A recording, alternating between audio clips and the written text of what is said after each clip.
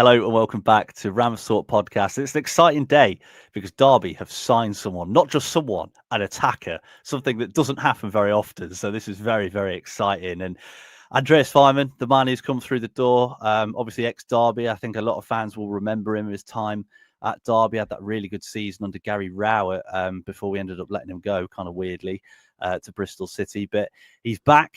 He's a little bit older now than he was. Let's call it experienced. And let's hope that John Eustace can get as much out of him as he got at Blackburn. So where Weimann went after leaving Derby was Bristol City. And that's why I've got my guest today, who knows quite a lot about Bristol City, I'd say. It's Patch Warner from Three Peeps in the podcast. How you doing, Patch? I'm good, Jake. How are you? I am very good, thank you. Very excited. It's nice to have transfers, isn't it? You know, transfer season's open. It's nice to see some coming in, not just going out, Yeah, which is always fantastic. good. Yeah, no, it's always exciting to see who comes through the door, who gets retained, and then we've all got that air of optimism for the first game of the season. Everyone thinks they're going to get playoffs, don't they? That's a championship standard. Yeah, we got a top 6 team this year. We'll be all right. Well, or if you're us, we would have been happy to be within a shout of the playoffs, and actually getting the playoffs was exceeding our expectations for the season just past. So yeah, all good.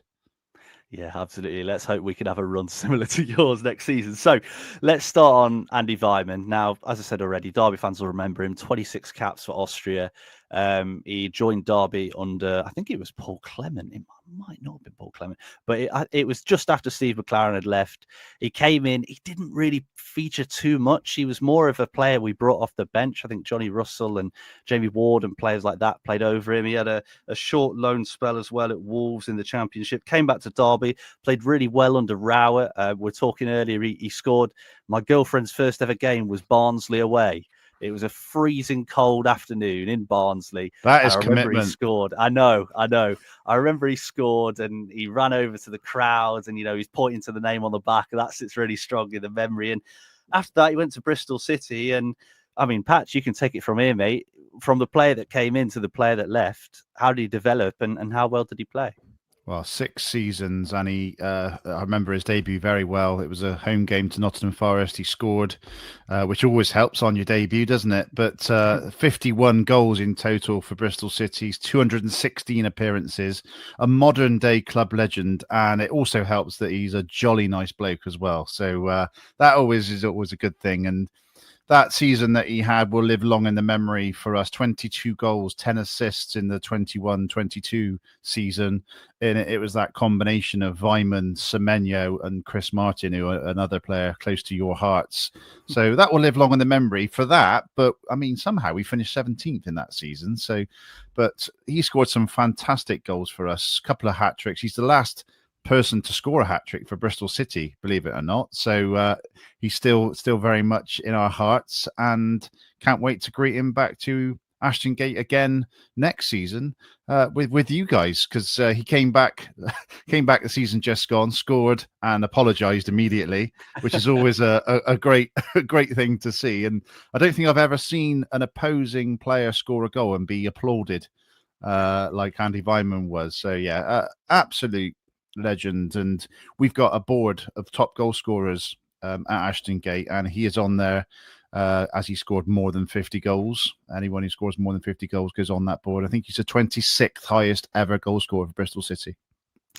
That's not bad, is it? It's not bad. He did score against us as well in his Blackburn debut and ran off celebrating in front of the Blackburn fans. So Oh dear. It's yeah, I know, it's funny. It's funny. To be fair, if I scored on my debut, I think I'd go quite crazy as well. At least it was the other side of the pitch. That made it okay. It wasn't in front of us. Maybe it would have been different if it was in front of that Derby away end. But you talk about that season with 22 goals. Now, I remember that season because Weimann moved around a lot, and I had a little look at Transfermarkt before we started recording this. And when people talk about attackers, usually attackers have a set position where they always tend to play, right? But he's played over 100 games on the right, over 100 games down the middle, and almost 100 games on the left, with 70 games in attacking midfield. He's played pretty much everywhere. I mean, when he was at Bristol City, sort of where did he play and what was his best position? Well, for me, his best position was as a striker down the middle. And in that season where it was Weimann, Semenyo and Martin, I think between them they scored, let's say, 40-odd goals. And it was when Semenyo was just coming through and emerging as the player he's now become. And hopefully he's going to make us some money in the summer by signing for one of the top clubs, but that's another matter. And they kind of were a 2 and a 1, I think, predominantly.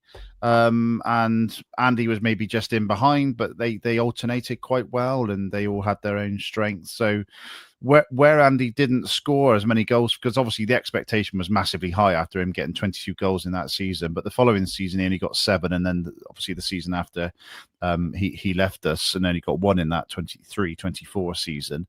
But we started playing him right of a 3 with one striker, and that just didn't really work very well. And I think even one game he played right wing back, so it was a bit of a strange one. So for me, he's got bundles of energy. Even at the age of 34, he's going to be by the time he plays his first championship game for you guys.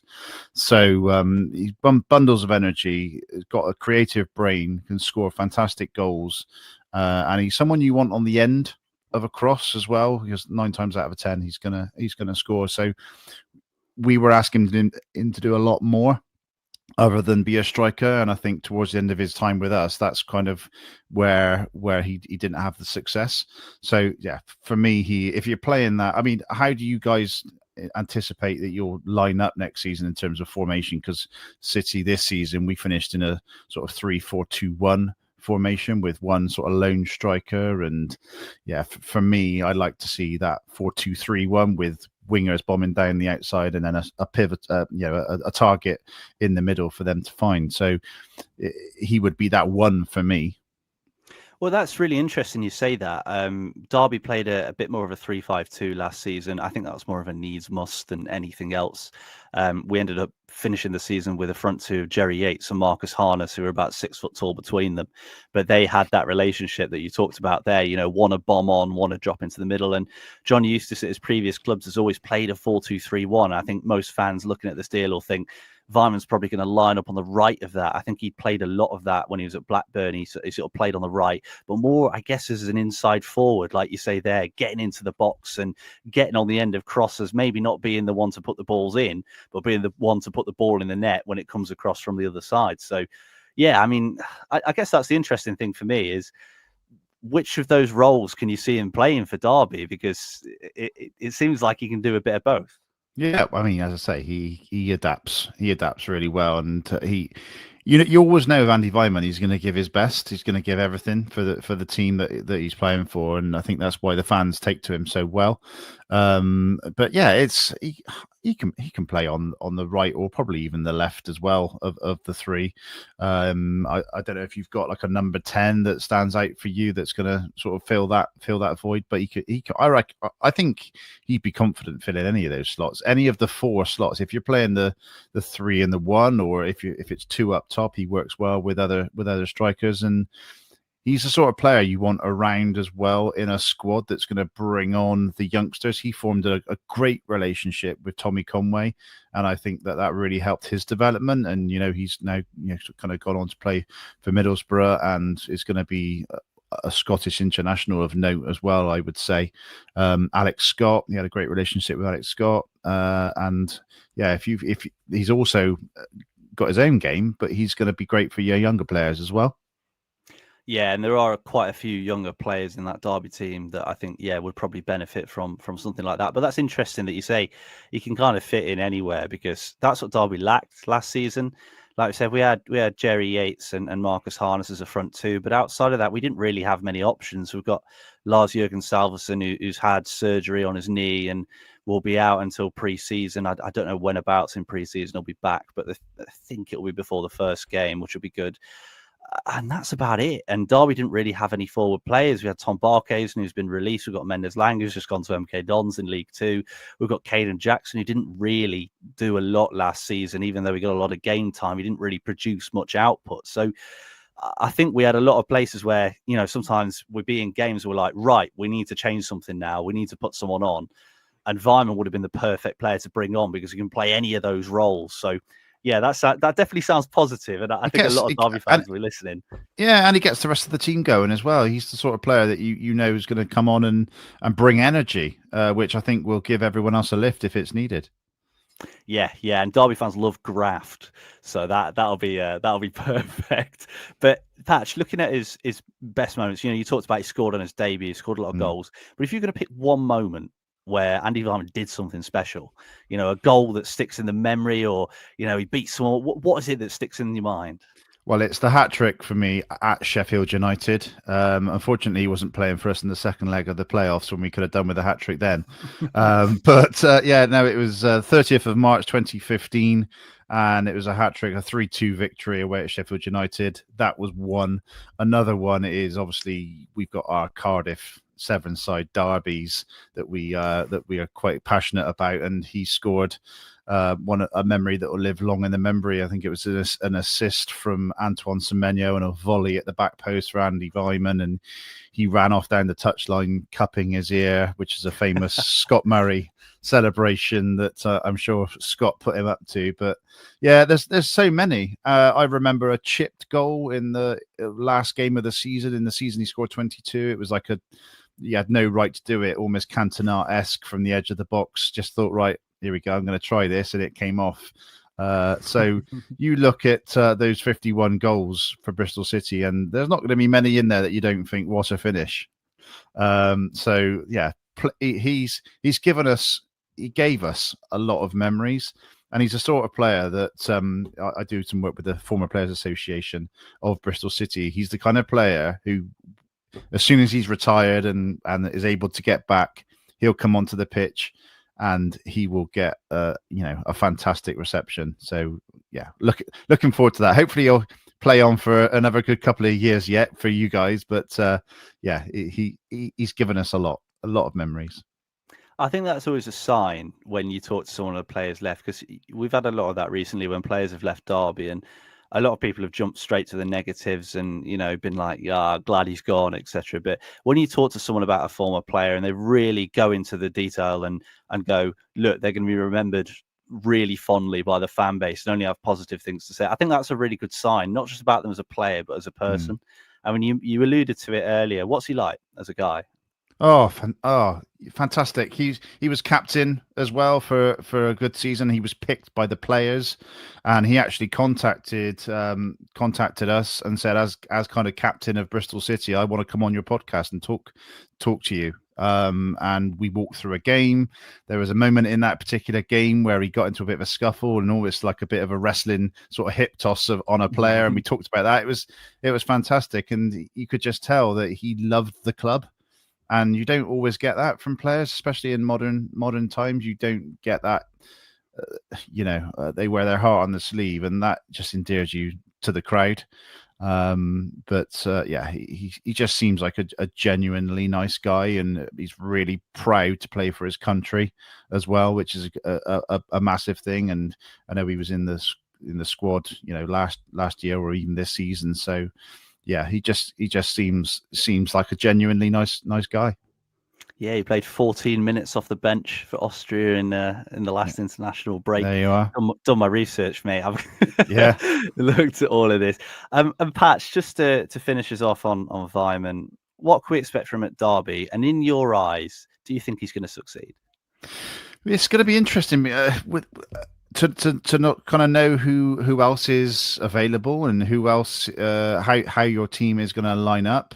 I know he went to West Brom and he was banging the goals in for West Brom, and at a time when we really needed a striker as well. We're kind of looking at that, thinking, what did we let him go? And then obviously he had his time at Blackburn as well. I know we scored goals there. So if you can guarantee goals from Andi Weimann, and we've had Nahki Wells this season, and he's been our number one striker, and he's a year older and a bit than Andi Weimann. So you can never write strikers off, and that as long as you stay fit and healthy, then the goals will come. So I think he'll be a success for you.